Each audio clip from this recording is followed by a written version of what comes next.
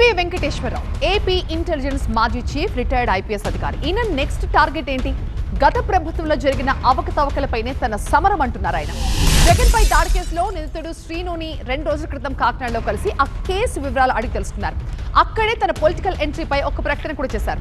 జగన్ ప్రభుత్వంలో జరిగిన అక్రమాలని బయటపడతా అంటున్నారు వెంకటేశ్వరరావు. తన ఆలోచన విధానానికి దగ్గరగా ఉండే పార్టీలతో కలిసి పనిచేస్తా, లేదంటే ప్రజల ఆదరణను బట్టి కొత్త పార్టీ పెడతారు అంటున్నారు. గత ప్రభుత్వ పాలనలో జరిగిన అవినీతిని కక్కించడమే తన టార్గెట్ అంటున్నారు వెంకటేశ్వరరావు. 5 సంవత్సరాల్లో జగన్మోహన్ రెడ్డి గారు ఆయన పార్టీ సృష్టించిన విధ్వంసంతో రాష్ట్రం ఎంత నష్టపోయిందో, ఎంత వెనక్కిపోయిందో బుద్ధిజీవులందరికీ అర్థమవుతుంది.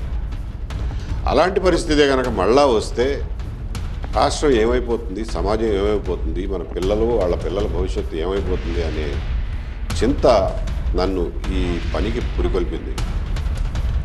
నేను రిటైర్ అయిన తర్వాత విశ్రాంతి తీసుకోవాలా లేకపోతే యాక్టివ్ లైఫ్లో ఉండాలా అనేది ఒక నిర్ణయం తీసుకోవాల్సిన అవసరం ఉంది. కాబట్టి ఆ నిర్ణయాన్ని నేను ఈ రకమైన నిర్ణయం తీసుకున్నాను.